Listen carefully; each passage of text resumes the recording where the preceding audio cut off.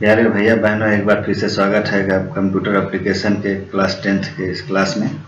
हम आगे बढ़ते हैं। हमारा पहला चैप्टर चल रहा है इंटरनेट, और जिसमें हम कॉमन टर्मिनोलॉजी और उसके साथ हम वेब सर्विसेज और वेब एड्रेसिंग को समझेंगे।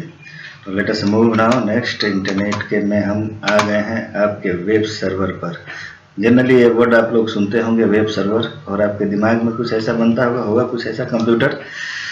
क्या होता है एक्चुअल में, आइए हम समझते हैं। तो वेब सर्वर जो है एक कंप्यूटर होता है इंटरनेट पर। वो क्या करता है, वो पेज को स्टोर करता है, और कोई भी इंटरनेट के कहीं से भी यूजर हो, उस किसी भी लोकेशन पर हो पूरी दुनिया में, जब भी वो रिक्वेस्ट भेजता है तो वो सर्वर उसको लेता है और उसके अनुसार वो पेज को उस यूजर तक पहुंचाता है। यही काम होता है वेब सर्वर का। आप इसको ऐसे भी समझ सकते हैं।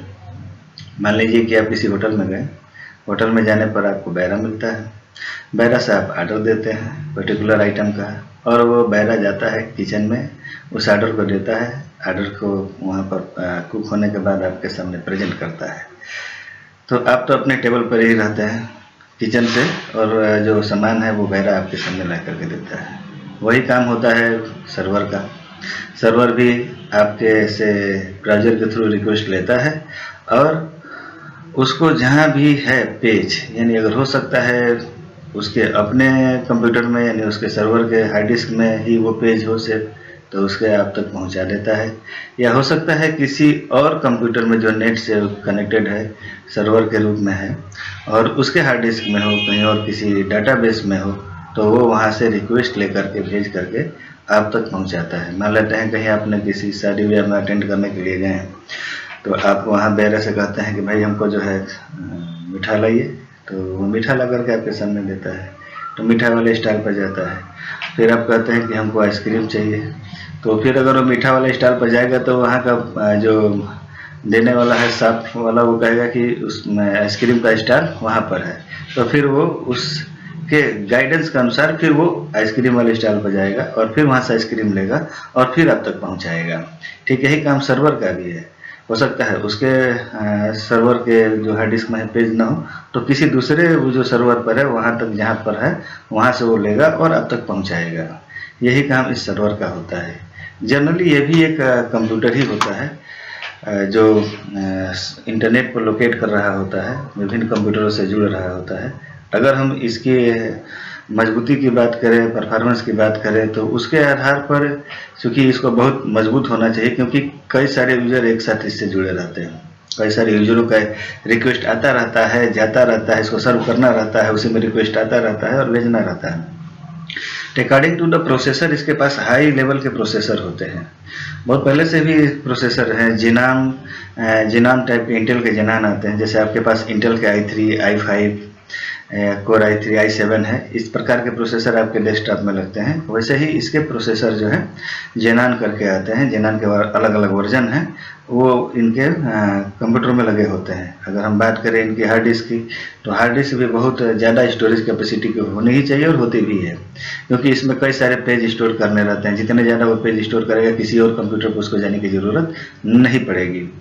तीसरी चीज़ उसकी रैम भी होती है। रैम भी उसके पास बहुत ज़्यादा होता है, जिससे कि कई सारे रिक्वेस्ट को एक साथ प्रोसेस कर सके। इसके अलावा इसमें स्पेशल सॉफ्टवेयर भी लगे होते हैं, जो सर्वर के सॉफ्टवेयर के रूप में हमारे सामने प्रेजेंट रहते हैं। जैसे कि मान लेते हैं कि अपाचे है। अपाचे क्या करता है? अपाचे का काम यही है कि वो सर्वर, कंप्यूटर को सर्वर के रूप में यूज करने की फैसिलिटी प्रोवाइड कराता है। विंडोज़ का नेटवर्क ऑपरेटिंग सिस्टम है जिस पर अपाचे लोड होता है, तो वो network operating system particularly dedicated होता है कि ये कंप्यूटर जो है सर्वर के रूप में काम करेगा और बेहतर परफॉर्मेंस देगा। और इसी तरह और भी सारे सॉफ्टवेयर होते हैं जो कि उस सर्वर के लिए ही पर्टिकुलर बने होते हैं, जिससे वो इन्फॉर्मेशन को आप तक पहुंचाने में बहुत ज़्यादा हेल्पफुल या मददगार होते हैं। और वो उनका काम ही यही होता है उन सॉफ्टवेयरों का, कि वो आपके वेब पेज को डिस्प्ले कराना। वेब पेज डिस्प्ले कराने के लिए आप ब्राउज़र से रिक्वेस्ट भेजते हैं। जैसे कि मान लीजिए आपका क्रोम है, इंटरनेट एक्सप्लोरर है, तो आप किसी पर्टिकुलर साइट के लिए आप उसमें पेज सर्च करने के लिए पेज देते हैं, जैसे कि www.nagajirasara.com। तो अगर आपने ये रिक्वेस्ट ब्राउजर में डाला तो ब्राउजर भेजेगा सर्वर के पास। वो सर्वर कहीं भी लोकेट हो सकता है बलिया का NIC हो सकता है आपका बॉम्बे में कोई हो, या बेंगलोर में कहीं हो, या हो सकता है अमेरिका में कहीं हो। तो वो सर्वर जो है मेन एक एप्लीकेशन सर्वर होता है। एप्लीकेशन सर्वर के थ्रू जो है वो जहाँ पर वो पेज है वहाँ पर वो पहुँचता है और उस पेज को आपके कंप्यूटर तक ला करके डिस्प्ले कराता है। यानी कंप्यूटर में कहाँ, आपके वेब ब्राउजर में, यानी कि इंटरनेट एक्सप्लोरर हो या क्रोम हो, उसमें वो चीज़ आपके सामने डिस्प्ले हो जाती है। तो that is the web server. अब बारी आती है कि हमारा जो है वेब क्लाइंट। एक वेब क्लाइंट भी वर्ड होता है। वेब क्लाइंट क्या होता है? वेब क्लाइंट ऐसे कंप्यूटर होते हैं जिसमें आपके ब्राउजर होते हैं। ब्राउजर मैंने कि इंटरनेट ब्राउजर, जैसे कि क्रोम है, ओपेरा है, आपका इंटरनेट एक्सप्लोरर है, फायरफॉक्स है, एटसेट्रा है। ये जो भी ब्राउजर से इनेबल रहते हैं कंप्यूटर, वो समझिए कि क्लाइंट हैं, जिनका काम यह है कि रिक्वेस्ट भेजना किस पर, जो आपने पहले समझा सर्वर पर। तो ये क्या करता है कि ये जो ब्राउजर है ये रिक्वेस्ट भेजता है। अगर एप्लीकेशन है तो वो वहाँ से उसको जो है पेज जहाँ पर भी सेव है तो उस पेज को आपके सामने जो है प्रोड्यूस करके ब्राउजर में डिस्प्ले कराता है। या उस PHP या पर्ल किसी और भी लैंग्वेज होती हैं, इनके थ्रू अगर डाटाबेस में कोई चीज़ डाटाबेस है तो उसको डाटाबेस से लेकर के और फिर आपके सामने प्रोड्यूस कराता है। तो मेन काम जो रिक्वेस्ट भेजने का है वो किसका है? ब्राउजर का है। जो आपके कंप्यूटर में जो सॉफ्टवेयर होता है वो होता है वेब ब्राउजर, जिससे कि आपका कंप्यूटर क्लाइंट के रूप में काम करता है। इसके अलावा भी और सारे प्लगइन्स होते हैं, जैसे मान लीजिए कि Amazon.com है, Flipkart.com है। इनके क्या हो जाते हैं कि ब्राउजर के साथ आप देख रहे होंगे कि एक छोटा सा जो है कोने में एक्सटेंशन उसके साथ जुड़ जाता है। होता यह है कि आप जैसे ही कि किसी चीज़ को आप उसमें सर्च करते हैं, उसके पर्टिकुलर सर्च बॉक्स में, जैसे कि Amazon.com में आपने सर्च किया तो वो अमेजन के सर्वर पर जाएगा और उससे रिलेटेड सर्च सामग्री आपके सामने जो है ब्राउजर के पास भेज देगा। इसी तरह से और भी सॉफ्टवेयर होते हैं छोटे मोटे, जैसे कि मान लीजिए कि आपने फ्लिपकार्ट का कोई शॉर्टकट बना लिया, ओला का है शॉर्टकट बना लिया, तो वो क्या करेंगे, पर्टिकुलर जो है उसको ही एक्सेस करेंगे, उसी सर्वर पर सीधे चले जाएंगे। ब्राउजर को जा करके फिर से खोजते हुए उस सर्वर तक पहुंचने की जरूरत नहीं पड़ेगी, वो सीधे सीधे उस सर्वर तक एक्सेस कर लेगा डायरेक्ट। तो ये सब सारे जो है स्पेशल सर्विसेज हैं जो आपको प्रोवाइड होती है, जिस ब्राउजर की क्षमता और इन्हेंस हो जाती है। तो इसके आधार पर जो है term many employ entire computers to the handle devices provided the web access. इन सभी के सहायता से जो है आपका कंप्यूटर इनेबल होता है और वेब को एक्सेस करता है। जो क्लाइंट सॉफ्टवेयर क्या क्या है, जो आपका जो क्लाइंट सॉफ्टवेयर है वो क्या है, नोन एज वेब क्लाइंट। जैसे कि ब्राउजर है, जैसे कि ये छोटा प्लगइन सॉफ्टवेयर है, ये सब जो है क्लाइंट सॉफ्टवेयर है जो आपके कंप्यूटर में रहते हैं, कहीं भी किसी भी कंप्यूटर में रहते हैं, जिनका काम यही होता है कि रिक्वेस्ट भेजना किसको, सर्वर को, जो नेट पर जुड़े रहते हैं। ये आपका ब्राउजर भी जो है एक एग्जांपल है क्लाइंट सॉफ्टवेयर का। जैसे कि मैंने सर्वर में बताया था कि अपाचे है, ये एक सर्वर का सॉफ्टवेयर है, वैसे ही वेब ब्राउजर जो है आपका एक क्लाइंट सॉफ्टवेयर है। ओपेरा हुआ, मोजिला हुआ, फायरफॉक्स का या क्रोम हुआ, ये सारे जो हैं क्लाइंट सॉफ्टवेयर हैं। यानी कि ये सॉफ्टवेयर अगर आपके कंप्यूटर में पड़ गए तो वो क्लाइंट हो गए, अगर यही वेब सर्वर के सॉफ्टवेयर आपके कंप्यूटर में पड़ गए तो वेब सर्वर की तरह से काम करेंगे, depending on the software which is the role performed by your computer. Okay, next अगर हम आते हैं तो वेब सर्विसेज की बारी आती है कि वेब सर्विसेज क्या क्या हमको, यानी कि क्या क्या चीज़ें हमको देता है। पहला चीज़ तो है hyper text markup language, HTML। एक प्रकार का ये लैंग्वेज है, तो इसके बारे में अभी डिटेल पूरा आपको पढ़ना है आगे के चैप्टरों में। तो सबसे पहली चीज़ है कि इस लैंग्वेज का जो पावरफुल चीज़ है कि ये सबसे आसान है सीखने में। ये कोई इसका सिंटेक्स भी बहुत आसान होता है, ये जनरल लैंग्वेज में आप आसानी से इसे सीख जाते हैं, और पावरफुल भी है। आपको जो पेज डिस्प्ले कराना है, किस तरह से डिस्प्ले कराना है, ये हर प्रकार के लेआउट से लिए और हर प्रकार की क्षमता से इनेबल है। यानी आप जो चीज़ डिस्प्ले कराना चाहते हैं उसके पास इस टूल उपलब्ध है, टैग उपलब्ध है कि आप उसको वेब पेज के रूप में डिस्प्ले करा सके। दूसरी चीज़ आती है कि आखिर HTML को कौन बनाया, कौन देखता है। तो ये जो है वर्ल्ड वाइड वेब कंस्ट्यूम है W3C, इसके थ्रू इसको मेंटेन किया जाता है। ये जो ऑर्गेनाइजेशन है ये चार्ज करता है, या डिजाइन करता है, या मेंटेन करता है इस लैंग्वेज को। तो W3C का ही काम है इस लैंग्वेज को मेंटेन करना, इसके वर्जन को बढ़ाना। जैसे कि अभी HTML5 चल रहा है, तो HTML से और HTML5 तक का जो भी वर्जन है वो इन्हीं के द्वारा अपडेट किया गया, इन्हीं के द्वारा रूल रेगुलेशन बताया गया कि हाँ ये चीज़ जो है अब ऐसे लिखेंगे तो ये चीज़ होगा। तो आप जैसे जैसे डिमांड बढ़ती जाती है मार्केट में कि हमको इस चीज़ को देखना है, वेब पेज में ये चीज़ें होनी चाहिए, उसके अनुसार ये चीज़ उसको डेवलप करते हैं, मॉडिफाइड करते हैं और अपग्रेड करते हैं। तो ये काम जो है W3C का है। HTML की अगर हम बात करें तो देखिए एक छोटा सा आपके सामने एग्जांपल है। ये इस प्रकार का एक डॉक्यूमेंट तैयार होता है जिसमें आप HTML के ये टैग को देख रहे हैं, HTML टाइटल, बॉडी, एक्सेट्रा। तो ये सारी चीज़ें आप इस 10th क्लास में आप बारी बारी से अच्छी तरह से समझेंगे।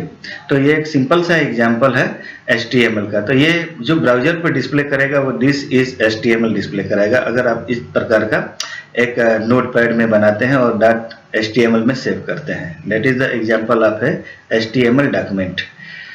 जो ये सारे टैग हैं वो डिस्प्ले कराने के लिए हैं। अब बारी आती है कि HTML में हम लोग पढ़ते हैं hyper text markup language. Hyper text का क्या मतलब होता है? Hyper text is a method which move around the web by clicking on special text hyperlinks which bring you to the next page। Hyper text एक method है। जब हम www में आए तो टिम बर्नर्स-ली ने इसी चीज़ को उन्होंने इनबिल्ट किया, हाइपर लिंकिंग को। तो इसी मेथड को हाइपर टेक्स्ट के रूप में हम लोग यहाँ पर जानते हैं। तो ये क्या करता है कि जैसे ही आप एक लिंक है उस लिंक पर क्लिक करते हैं तो आप दूसरे पेज पर पहुँच जाते हैं।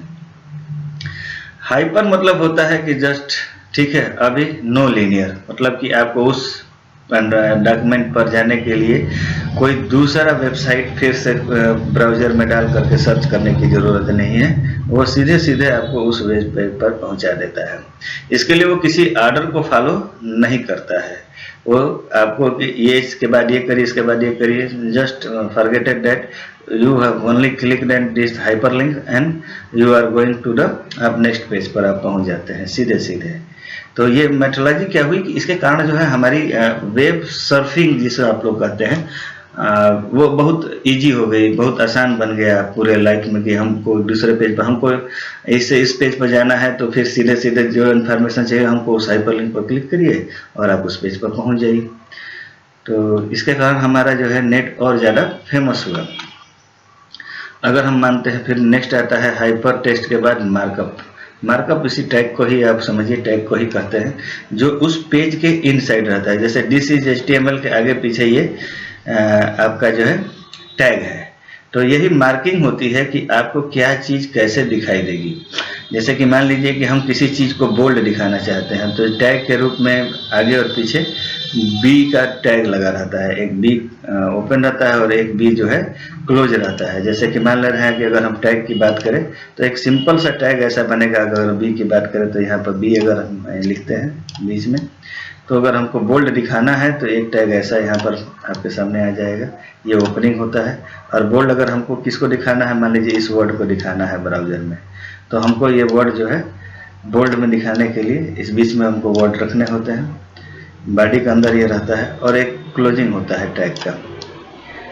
तो ये क्या होता है, ये वर्ड जो जब भी ब्राउज़र में दिखाई देगा तो बोल्ड के रूप में होगा। तो ये टैग जो है, इस टैग का काम ये होता है कि ये शब्द कैसे दिखाई दे। नाउ नेक्स्ट, अगर हम कहते हैं किसी चीज़ को हमको इटैलिसाइज करना है तो हमको यहाँ बी के जगह पर क्या कर देंगे, आई कर देंगे। जैसा कि आप लोग वर्ड में टूल्स की सहायता से करते थे, ये आई लिख देंगे यहाँ पर और बाकी यही वर्ड रहेगा। और जो कुछ भी आप शब्द लिख रहे हैं XYZ, ठीक है, ABC, अगर आप इसको जो है आई से इन टैग से इनक्लोज करते हैं तो ये इटैलिक हो जाएगा। आई इसके साथ एक क्लोजिंग टैग भी होता है। इसके बारे में जो है हम विस्तार से आगे हम लोग चैप्टर है बहुत विस्तार से है और समझेंगे।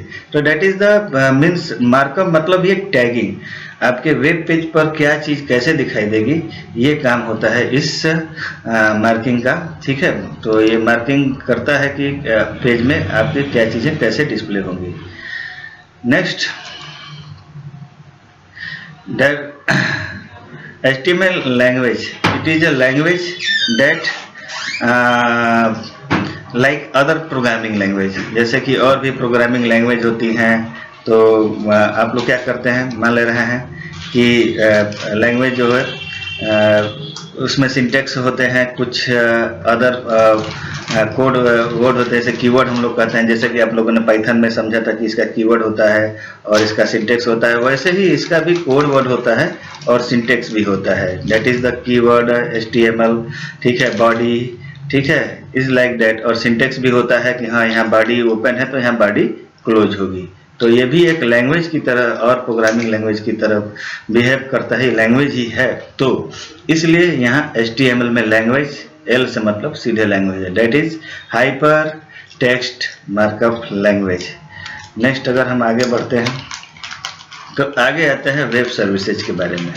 तो वेब सर्विसेज में हमारे पास आता है एक कम्युनिकेशन में प्रोटोकॉल HTTP, यानी हाइपर टेक्स्ट ट्रांसफर प्रोटोकॉल। अगर HTTP की बात करें तो HTTP is use as the communication protocol to transport hyper text document over the internet. अगर हमारा वेब पेज क्या है, वेब पेज तो HTML डॉक्यूमेंट ही है। तो हाइपर टेक्स्ट डॉक्यूमेंट कहने का मतलब ये है कि जो भी हाइपर लिंकिंग के बाद फिर पेज उसको डिस्प्ले कराना होगा, तो ये काम के लिए HTTP जो प्रोटोकॉल है वो बहुत बेहतर है, क्योंकि आपको फिर से वेबसाइट खोलना और वहाँ से सर्च कराना, ये कम्युनिकेशन का काम जो है संभाल लेता है आपका ये प्रोटोकॉल। यानी जो भी चीज़ it inform the server what to send to the client so that the client can view page. पहली चीज तो ये काम ये करता है कि ये सर्वर को इन्फॉर्म करता है कि आप क्या देखना चाहते हैं। The HTTP provide a set of instruction for accurate information exchange the communication between the client browser and the server software located on the remote computer involve the request send by the client and corresponding response from the server. कहने का मतलब ये है कि ये server के साथ connect हो जाता है और एक्यूरेट इंफॉर्मेशन जो चाहिए वो इसी के कारण आपके पास पहुंच रहा होता है, यानी ब्राउज़र के पास वो वही डॉक्यूमेंट पहुंच रहा होता है जिसके लिए आप लोगों ने या ब्राउज़र ने रिक्वेस्ट भेजी है। इसको हैंडल करने का काम इस प्रोटोकॉल का होता है। ये सर्वर पर भी होता है जो एक रिमोट लॉगिन कहिए, जो रिमोट सर्वर, यानी कि सर्वर जिसको आप रिमोट कंप्यूटर के नाम से यहाँ पर समझाया गया है, ठीक है। और ये involve the request send by the client and corresponding response from the server, ये दोनों के बीच इन्वॉल्व रहता है मीडिएटर के तौर पर, आपके से सर्वर तक भेजने के रूप में रिक्वेस्ट और सर्वर से आपके पास आने के बीच में, दोनों तरफ से ये कम्युनिकेशन को बरकरार करने के काम में रहता है। यानी पेज आप तक आए, यानी इसी का काम होता है रिक्वेस्ट को भेजना और इसी का काम होता है सर्वर से आप तक भेजना और कम्युनिकेशन को बनाए रखना और एक्यूरेट इंफॉर्मेशन को आपके कंप्यूटर तक पहुंचाना। एक नया इसका और एक्सटेंशन बढ़ा HTTPS, यानी कि hyper text transfer protocol secure. इसका एक एक्सटेंशन है, यानी कि और इसका एक बढ़ा हुआ अपग्रेडेड वर्जन है, ठीक ना। अब इसमें क्या हुआ कि ये एक सिक्योर वर्जन, यानी कनेक्शन जो भी स्थापित होता है वो एक सिक्योर होता है।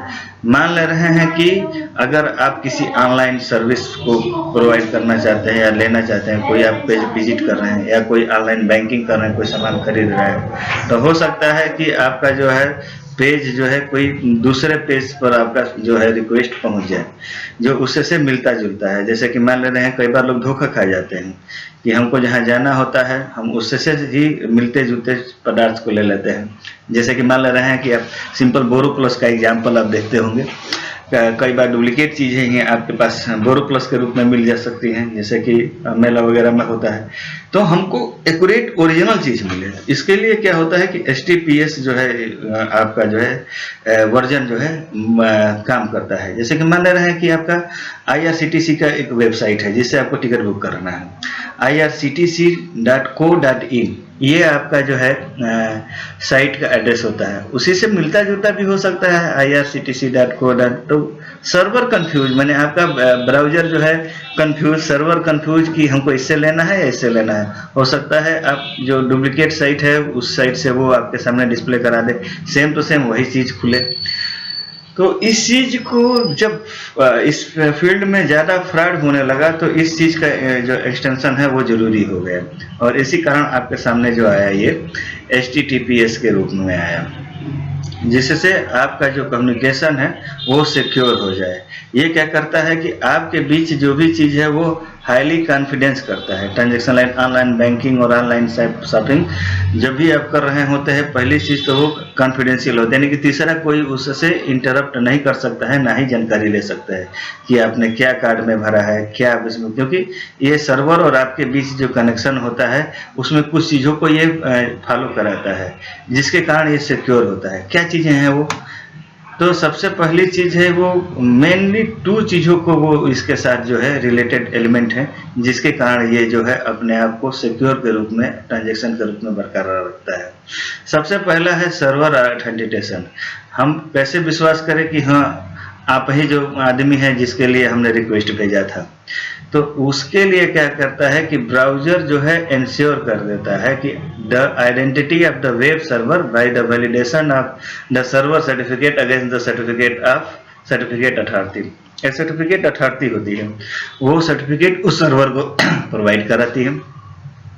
तो मान ले रहे हैं कि अगर हम IRCTC के वेबसाइट पर गए, हमारा ब्राउज़र जब गया तो ब्राउज़र जो है इंश्योर करता है कि मैं उसी पर हूँ जिस पर हमको जाना चाहिए था। वो कैसे? ब्राउज़र सर्टिफिकेट खोजता है उस वेबसाइट का। अगर वेबसाइट वो सर्टिफिकेट वो प्रोवाइड करा देती है तो ब्राउज़र इंश्योर हो जाता है कि हाँ मैं उसी साइट पर हूँ, ये ओरिजिनल साइट है। पहली चीज़ तो ये है। और ये सर्टिफिकेट कौन देता है? ये सर्टिफिकेट अथॉरिटी होती है जो उस वेबसाइट को ये सर्टिफिकेट प्रोवाइड कराती है कि हाँ आप ही लीगल है, अथॉराइज हैं इस वेबसाइट को चलाने के लिए।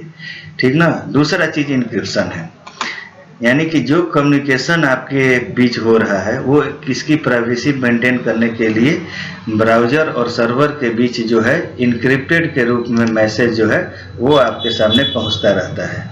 यानी कि जो मैसेज ट्रांजिट होगा नेट से सर्वर और आपके बीच, वो बीच में इनक्रिप्टेड रहेगा। इनक्रिप्टेड का मतलब आप ये समझिए कि वो कोड लैंग्वेज में चेंज रहेगा, यानी कि जिसे सिर्फ ऐसे लैंग्वेज में बदल दिया जाएगा जो फिर से ओरिजिनल मैसेज में आपके ब्राउज़र में पहुंचने के बाद ही अपने ओरिजिनल मैसेज में चेंज हो पाएगा। जैसे कि मान लीजिए पहले एक होता था कि हाँ नोट के 2 टुकड़े कर दिए, एक टुकड़ा पहले पहुंच गया तो वो ओरिजिनल टुकड़ा जब वह पहुंचेगा तो इनक्रिप्टेड रूप में पहुंचेगा, तब जब वो ज्वाइंट होगा तो हाँ हमारा ये ओरिजिनल है। तो ये एक प्राइवेसी बरकरार करता है, यानी अगर कोई बीच में दूसरा किसी भी तरह से सेंध लगा भी लिया तो भी वो उस मैसेज को पढ़ ही नहीं पाएगा, क्योंकि वो इनक्रिप्टेड है, कोडेड है। ठीक ना? नेक्स्ट हम आगे बढ़ते हैं तो हम वेब एड्रेसिंग के बारे में समझेंगे अगले पार्ट में। थैंक यू, धन्यवाद।